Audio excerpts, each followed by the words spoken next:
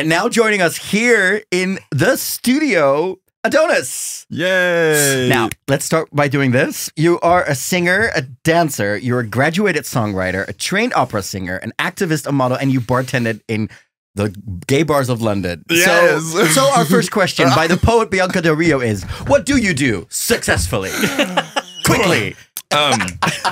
It was always the music. That was the #1 thing. Let's start there. So all of this around it were just the means to, you know, to secure the musician's life initially. So that was always my #1 ambition, priority, and all of the dancing and modeling and little bits there are just like, you know, secondary for me at this point, but very useful in this business. So a crucial part of my journey, but not the #1 priority. How does it feel when we list all these things after each other and you must go, oh yeah, it's pretty cool, everything that I get to do and I've been able to do in my life?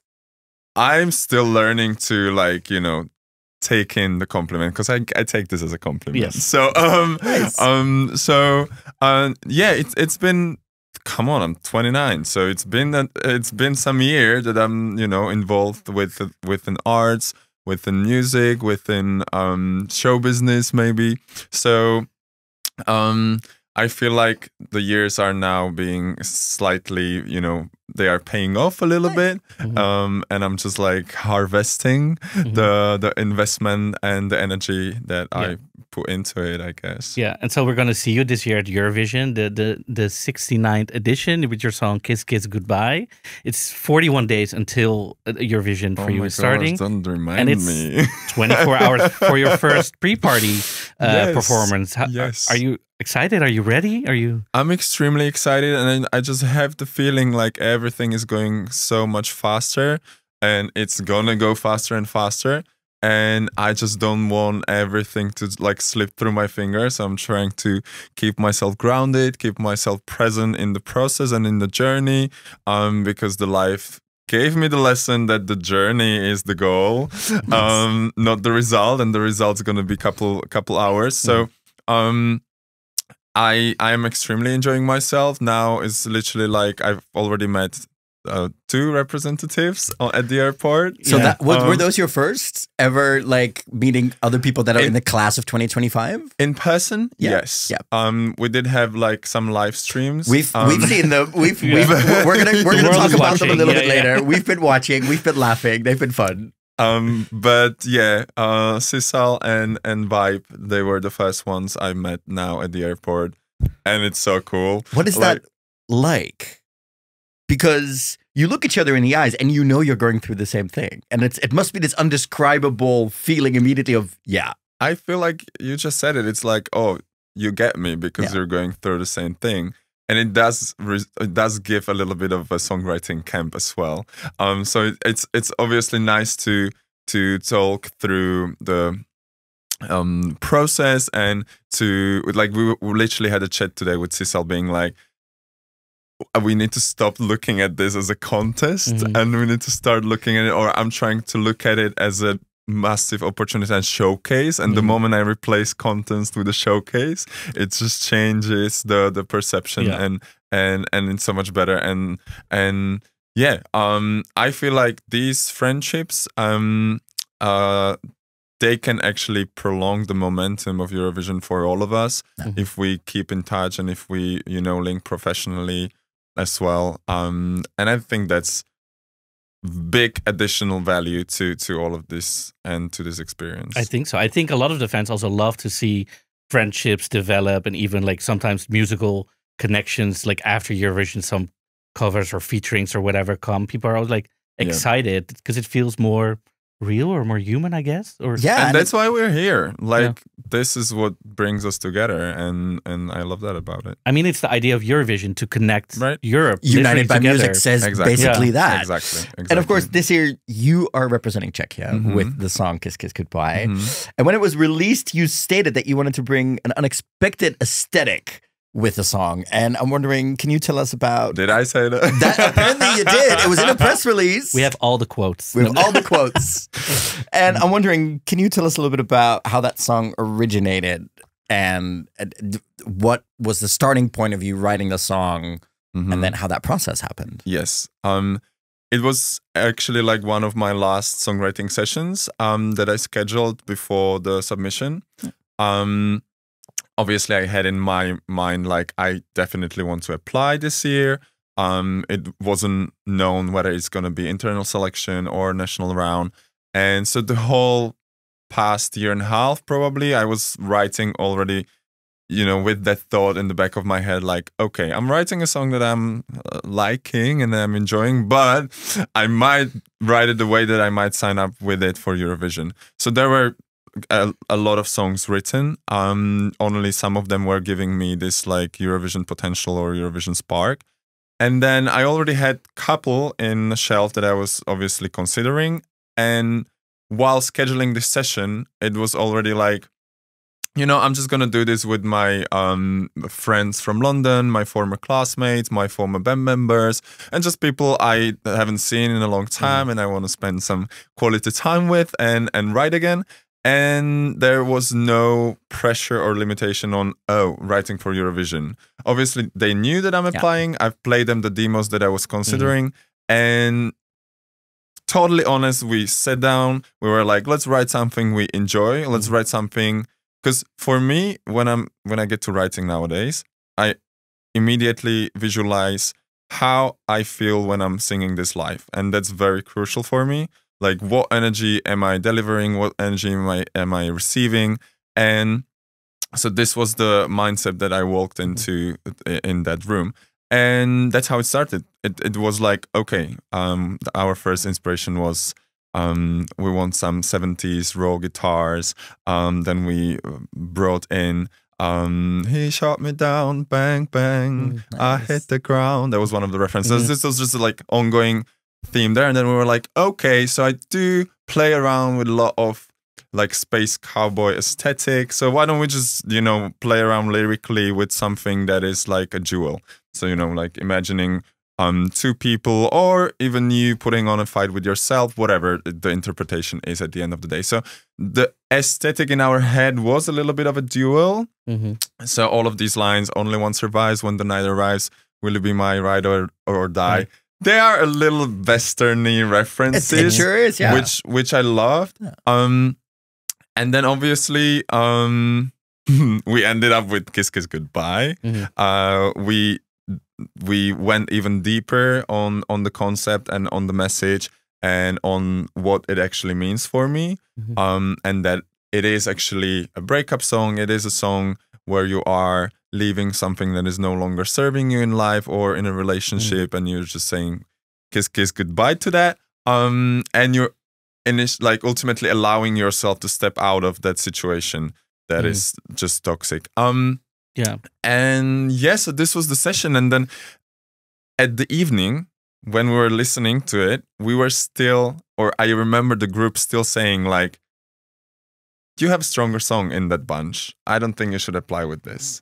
And I was like, yeah, sure, let's sleep on this. And then the next day in the morning, I had a flight already from London. And the producer sent us like, okay, I worked on it overnight. And I think there is a video how we reacted to it, because that was the moment we all like, you know, the flame was there. We're like, oh, now I'm having a little like, chills saying it. Like we were like, okay, wow, this is something. Well, we didn't say wow, but this is something that has potential. Let's finish it up. I changed my flight. I stayed one more day. We finished the demo and we just sent it to the submission, and it got the biggest positive reception from the juries as well. Do you think, because we had Conchita in a late night talk show talking to our to Claude, and she gave him the tip, like, you have to tap into the feeling of the song. You have to stay with everything that's happening in Eurovision. You have to tap into the energy of your song. Do you think, I mean, you've just said that, like, the energy of the song is essential. Do you think that's like an essential part of a good Eurovision song? I think it makes it more authentic and makes it something that you can relate to more and just connect to more. Yeah. Me coming on stage, I see it as a superhero moment when you are. That's why I use acronym and ADONXS as well. I mean, it's the moment when you are creating this fantasy, this illusion for everyone else to join. And that's for me tapping into the emotion. Yeah. Is ADONXS for you? Because I think with artists that have a persona on stage with a stage name as well. I grew up with Gaga. I remember seeing her on a stage with two dancers hanging up her own banners and did the stage shows.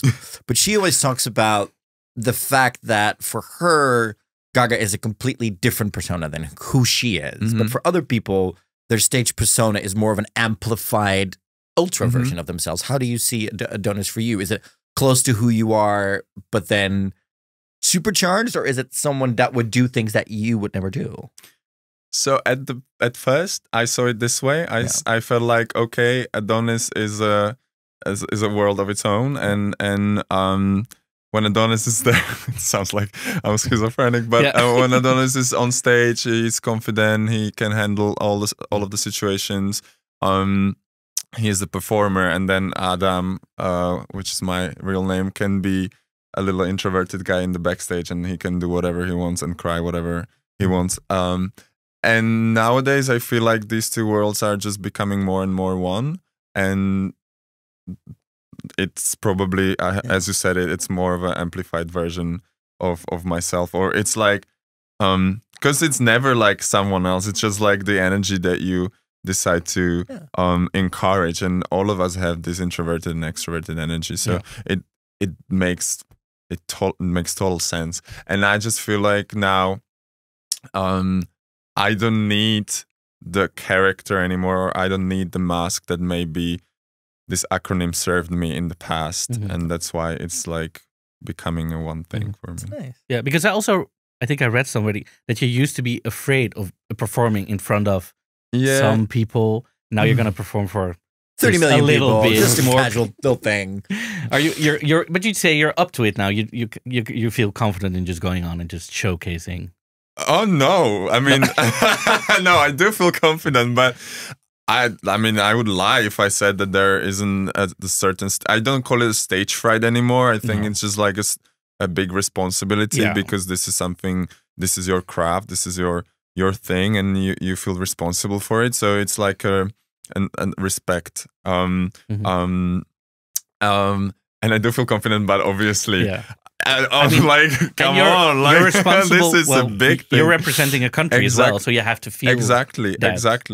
And you've got, I mean, we've been saying on the podcast for I think over a year, Czechia was robbed last year. Aiko, you deserved so much better. Yeah. So we feel, you don't have to feel this, but we feel like there needs to be a little bit of like justice served this year, because it was that way this year. Listen, so we're saying that you don't have to feel that pressure.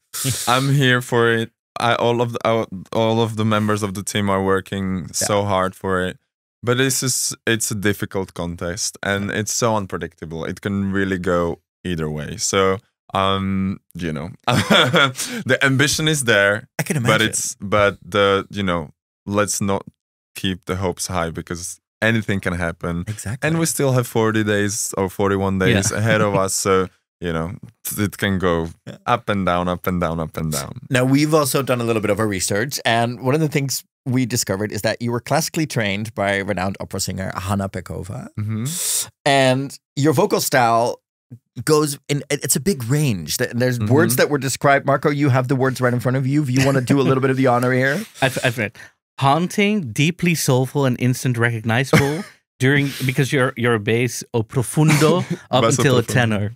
That's what that's okay, let me elaborate. I mean, the internet. It's the internet. It's the internet. It's a lovely Wikipedia, But tell us more. Whoever is doing my Wikipedia, hands down, it's perfect. It's updated daily. I can't leave this. You can see it in if you click edits, you can see who it is. Oh.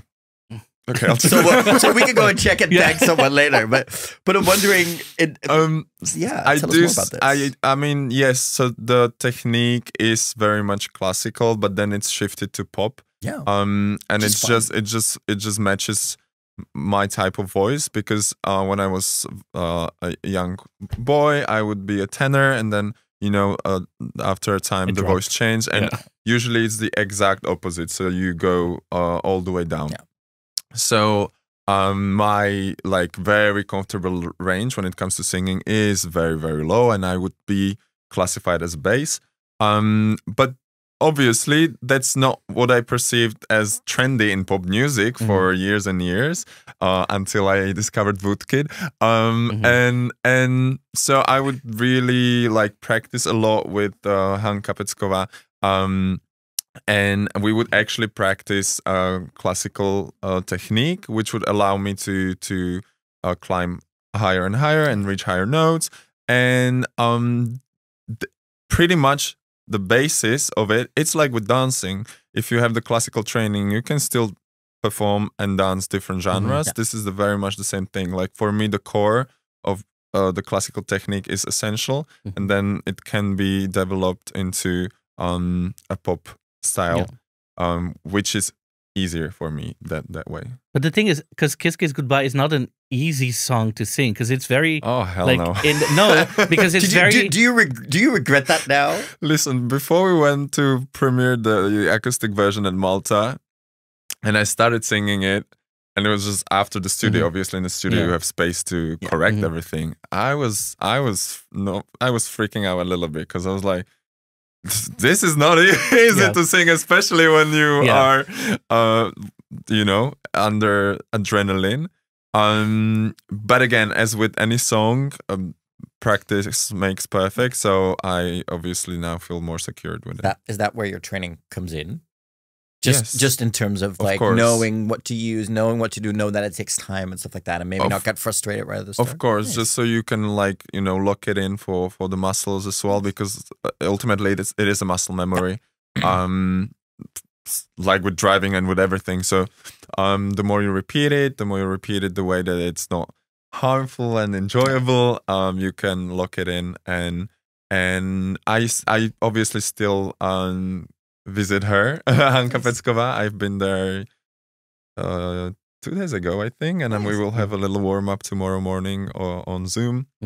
So the training is still there. Amazing. Yeah, I'm curious, because obviously we're gonna keep in the dark of what you're gonna bring to the stage, but I'm very curious because I could say, identify as a queer artist. Yes. Will we? Because we've seen in past video clips of you, performances. For example, you did a performance or you did a live showcasing of moving on during Let's Dance, which I was like, you were black and all. Oh, this is actually okay. I see that. So, is that a reference? Let me pick it back up. So, but the thing is, we've seen the queer going through all your art. Is that something we're gonna be seeing during Kiss Kiss Goodbye? Are there influences? Are there?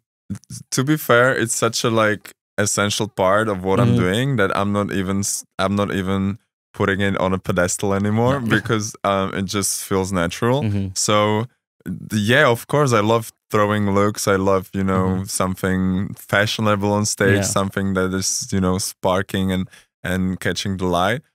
So if we are describing that, of course, I think I can reveal we will be working for the main staging with Arturo Obeguero, who's Spanish designer based in Paris, and he dressed people like Harry Styles. If you saw the jumpsuit, the red one in As It Was, the one on the Russian, that's from him.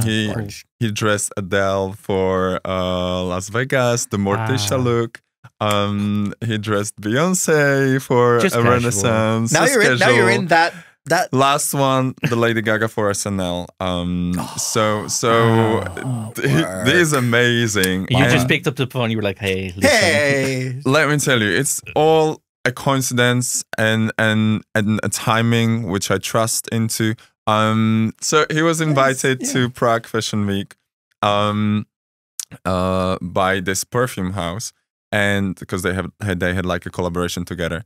And the perfume house asked me to walk for him. And that was pretty much where we met and where I was able to try on some of his clothes.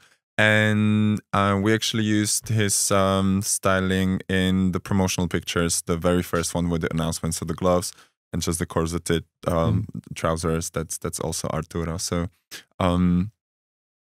Yeah. How did you find your style? That's always something that I think you develop over time. And we've also read that, especially your time in London for you as a queer person was also very formative in finding your identity. But how was that in terms of style? How was that for you? I don't even think I have a recipe for this. I think for me it is like silhouette that enhances the parts of my body that I like, and silhouette that makes me confident, and clothing that really, if I have a bad day or a tough day or difficult day, I just want to glam up myself because I know that will make me go through the day super easy, and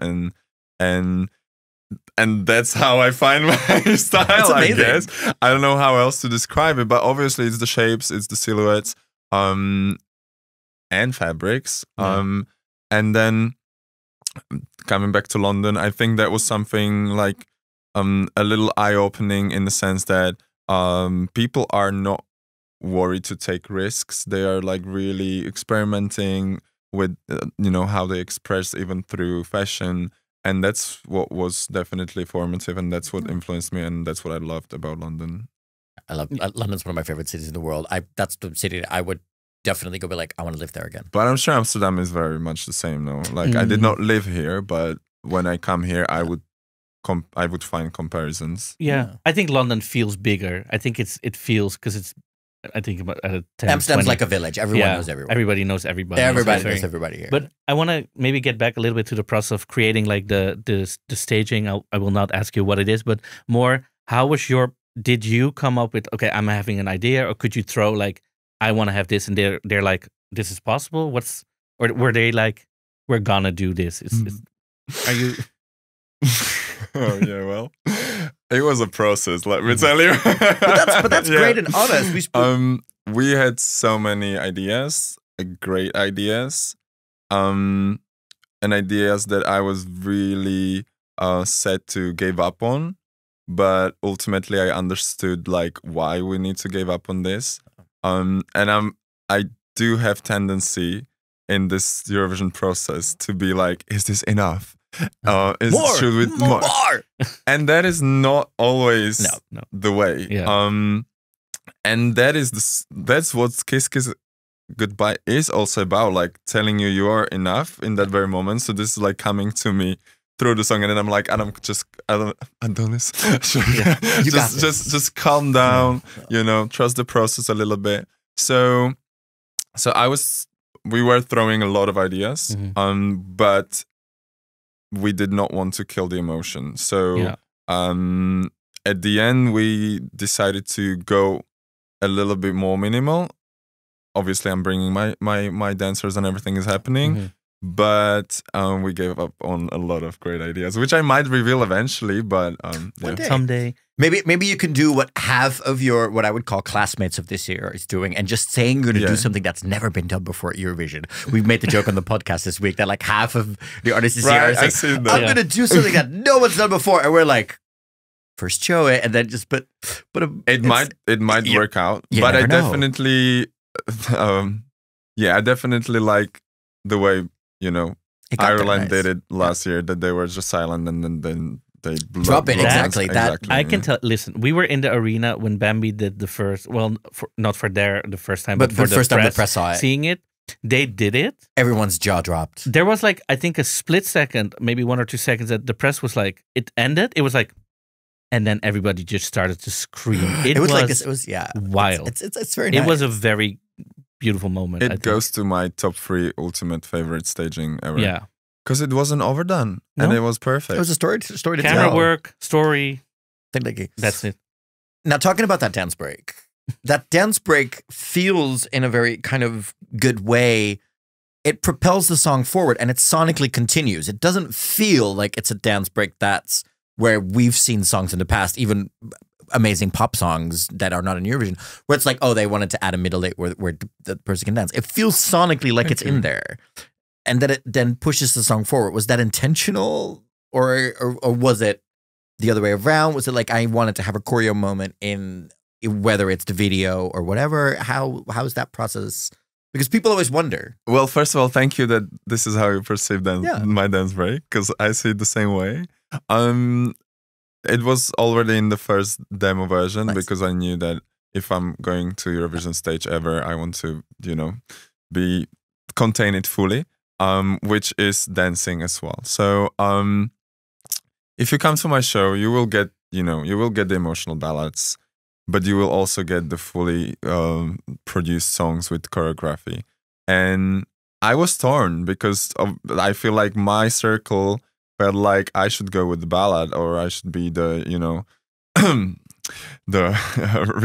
resembling a lot of Duncan Lawrence, and people are actually giving me this reference a lot. And I love him, and I sang his song in Czechoslovak Pop Idol as well. So it all made sense. But then I was just like, no, I feel like I really want to dance break. You really want to dance break? Well, you got it in there. It makes total sense. So it was in the very first demo.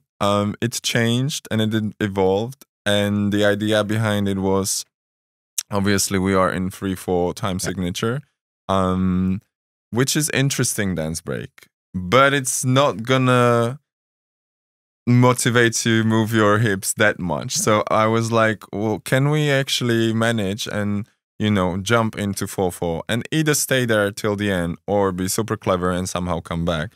And that was one of the last things that we were like so cool. working on. We actually introduced one more producer to this process, Ronny Janeček, who worked on Who the Hell is Edgar?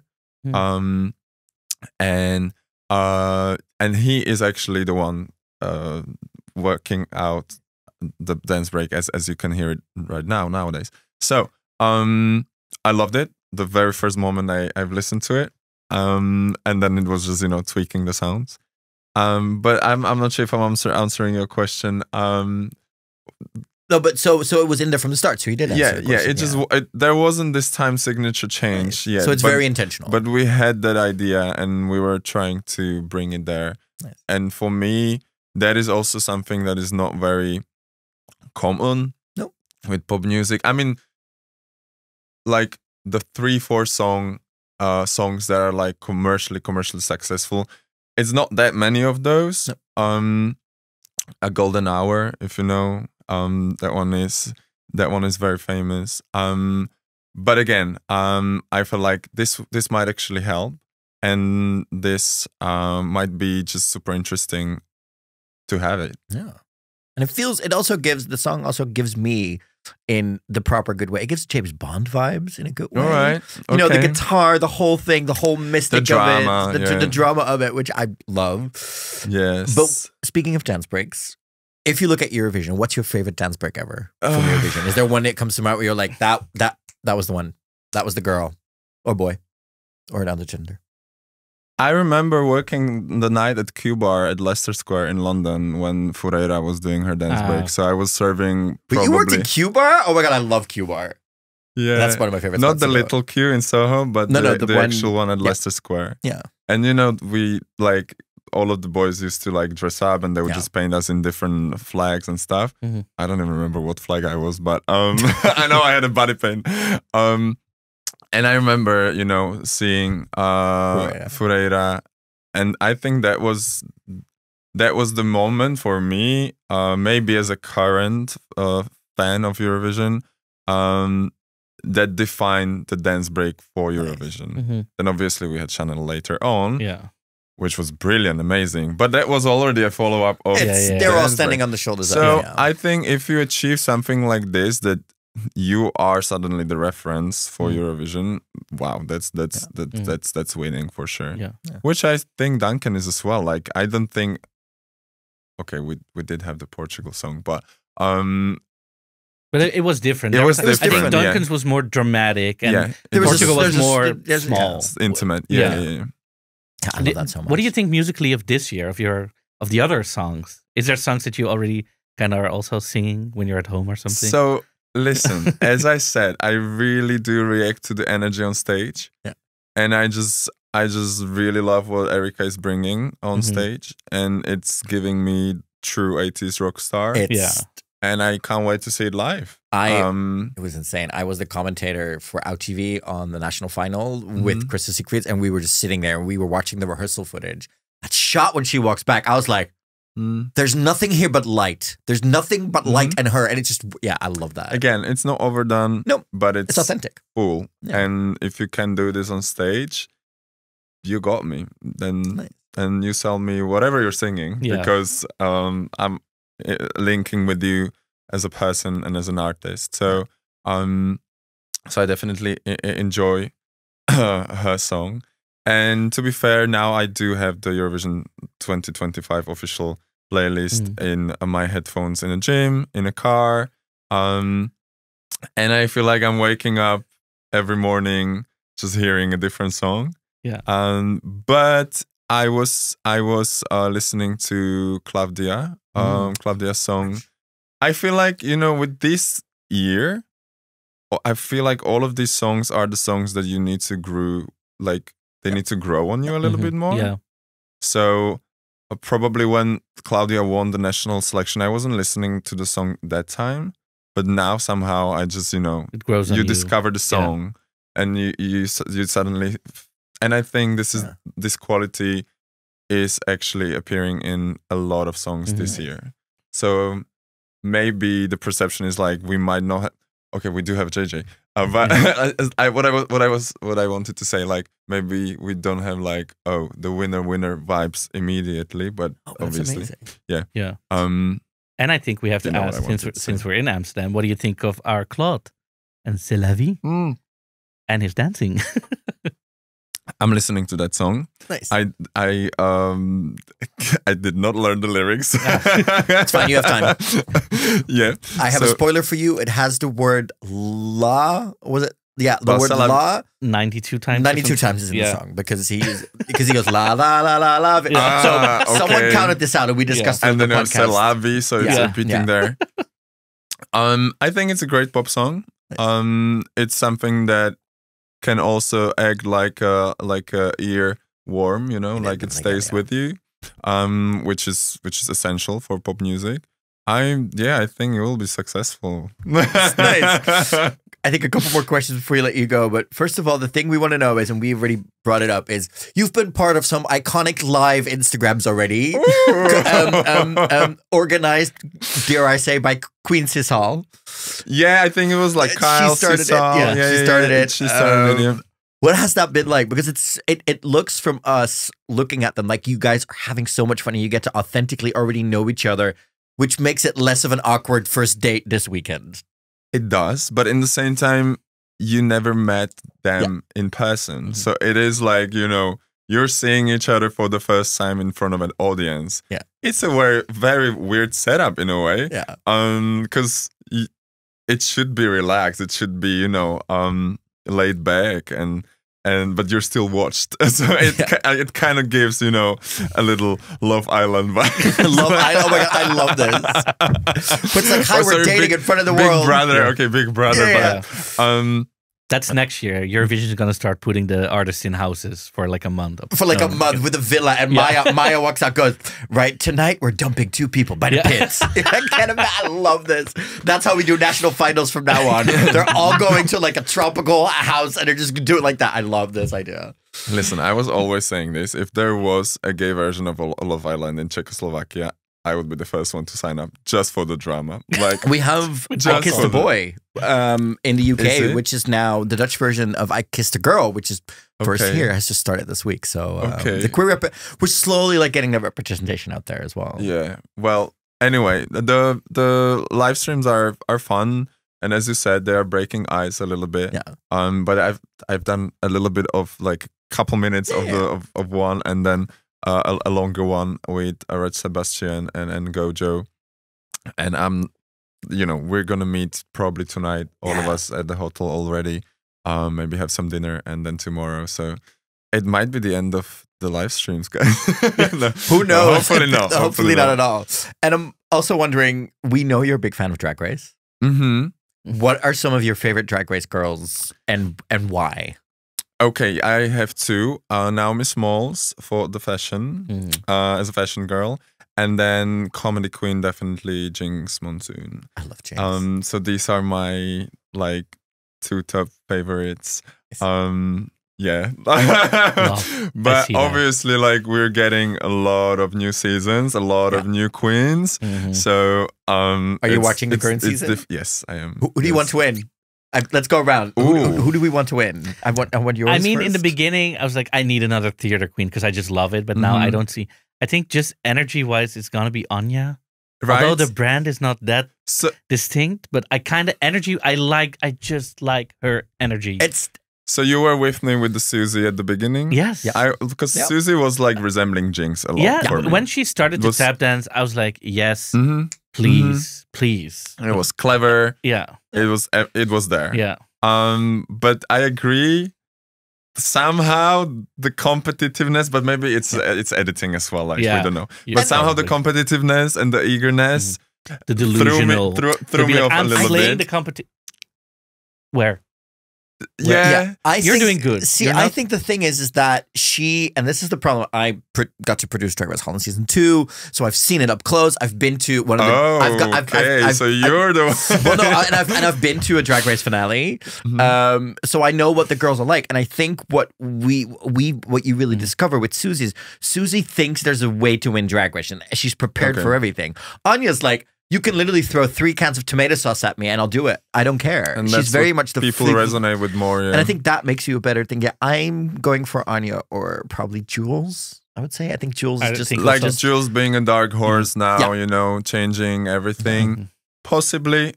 I don't see that. I do think it's gonna be Anya too. I think it's gonna be Anya. Or the other option for me is Lexi, story-wise, because she has a great story that Drag Race loves to tell. Yeah, sure. So she would be my runner-up for sure. So yeah.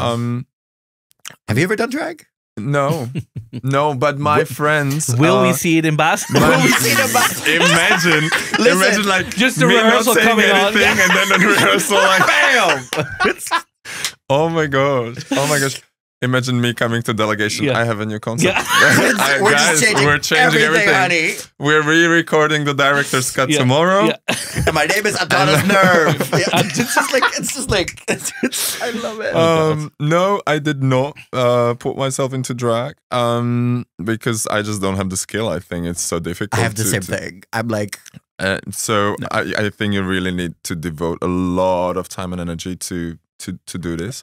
But my very close friends, dancers, they choreograph a lot of numbers for them, and they do the Work the World.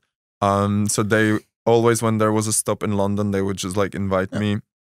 That's how I met Naomi Smalls as well. No, but funny story. Oh my gosh, what's her name? Jesus, Detox. We love Detox. Yeah, she was in the green room after the show. I was there with the dancer friend, and I don't know if she wanted to escape a conversation or she really made a mistake, but she starts waving at me and she's like really enthusiastically, and I'm just looking around me, there's no one else, it's me, so I was like, okay, I'll go to say hi.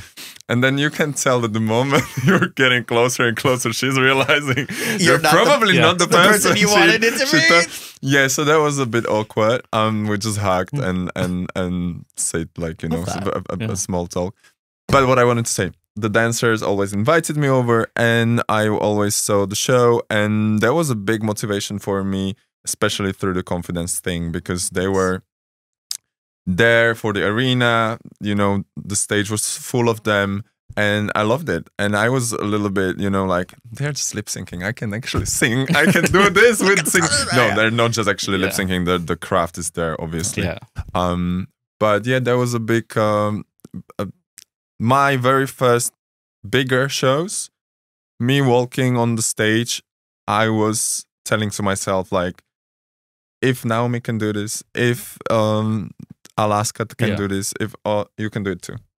That's amazing. Nice. 2 more questions before we let you go. The first one is one that I think we already might have an answer to based on how we started this conversation, but let's not look at points. Let's not look at results in that sense. What is for you morally the goal / the victory coming out of Eurovision with this song and presenting yourself to Europe? What's like what do you want to achieve? What will make you say, yes, this is a success. This is happy with me. Because I think a lot of times we focus on that as you said in the beginning, on the result, the result, whether you qualify and stuff like that. But there must be like other ways where you will perceive this as a victory. Well, this can be answered so many ways, but I did give myself a promise that I don't want to wake up 18th of May or 16th of May. We're going with hopefully 18th. We're going with the Sunday. No, we're going with the Sunday. We're going to manifest that. Of course. And feel like I did not have fun and feel like I was just stressed out. Because you do get, you know, circled in the numbers and in the odds and in the feedbacks and in the everything. And that's not what it should be about for me as an artist. So having fun on the way, obviously securing an audience. And if people are loving your song and they are loving your music, that's your biggest feedback, or that's my biggest feedback. So if I do secure an audience that really wants to, you know, come to your shows afterwards, that's winning as well.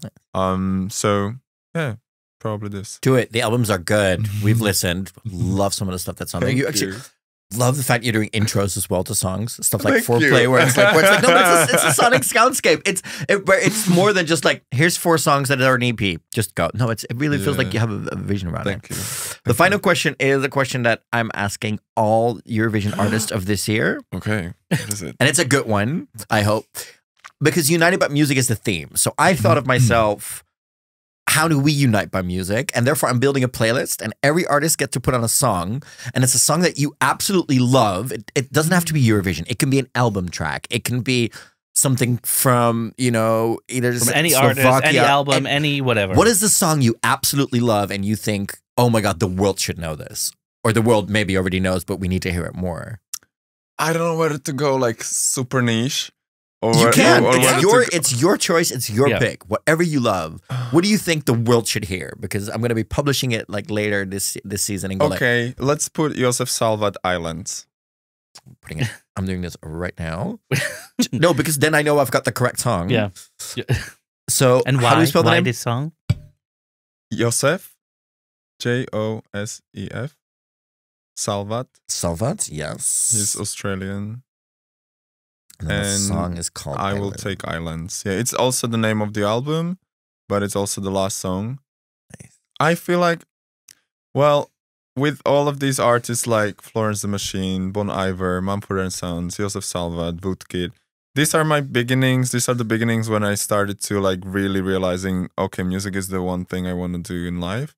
And it's a comfort comeback for me always. And I've sang his songs for my auditions for the university. So obviously it's like it holds a personal special place. Story. Yeah. And he also started to follow me. Oh my God. He's the first person I'm sliding to DMs after Eurovision and requesting a studio time. So with like sending the link of like your performance in Basel, just like, hi, I did this. Would you be caring to like help me throughout the like? Well, he's watching my stories, so I'm sure he's gonna see me perform. Oh my God, this is such a gay thing where you're like checking. This is such. We're pretty much dating by now. Oh my God, I love this. I do the same thing where I'm like, well, that person's seen my story today, so they know that's happened. We're engaged married, for sure. Well, but for me, it's also a thing of like, well, then I don't have to bring that up because they already know, so we can just go for the next part of the conversation. I'm trying to efficiently have a conversation. Right. Yeah. Well, I would say thank you so much for coming to the studio. Have fun tomorrow, tonight. Yes. During this whole process until... Don't go out tonight. People have made that mistake in Amsterdam where they go out on Friday and then Saturday morning they're hungover. I'm not doing this. Yeah. Like Good. I'm strictly like, you know, focusing on my health and I'm not drinking. Well, I mean, Amsterdam, sometimes people are like, I'm in Amsterdam, we're gonna go party, and then the next day. Well, we all know what happened to Nemo last year. Okay, well, that's did you hear the story? This is out and about as well. This is a story that Nemo told on. Is this still recorded? It's public, so it's fine. Yeah. The best thing is Nemo went out after Eurovision in concert, but Nemo went into a bar not realizing it was a queer cruise bar. And a Alright. nudist bar. I mean, it's called Free Willy, so they should have known. But they walked in apparently with a couple of the other queer artists after Eurovision concert. They did realize it was like naked cruising bar. All right. So the door man at the coat check was like, drop everything. So apparently that was, and they now have a lifelong membership from noticing them. So I wonder if they go back. But yeah, we know all. I love that. So for them. that's maybe one to avoid until for this. That sounded more like a suggestion than. No, but I'm like, just you know, if you're going into town, Yes. skip that for now. But All right. I think we're going to wish you the most of fun. I think we're really excited to see what you Thank bring to you. Basel. I think you've for now set a really high standard in terms of but in a good way. It was revolutionary seeing a song first done acoustically and then released in a bird front, which is It bold, was but so it paid stupid, off. and I loved it about it. It paid off. You've given us an amazing song that holds up on songwriting, performing, aesthetically, and I think we're so curious what you're bringing to Basel, and we'll be cheering you on. And then we'll be bringing the fans as well, right, Marco? Yeah. Can we? It's like I keep trying to do this, but those will be. We're It's the getting there. pre-party version. There needs to be upgrade. You know, you need to grow. You can't reveal everything at first. It's like drag. Like by the time we get to the final, there'll be a fan that's like super huge. Right. It's bigger and bigger and bigger. Adonis, thank you so much. Thank you so much for having me. It was a pleasure. It was Thank really you. lovely chat.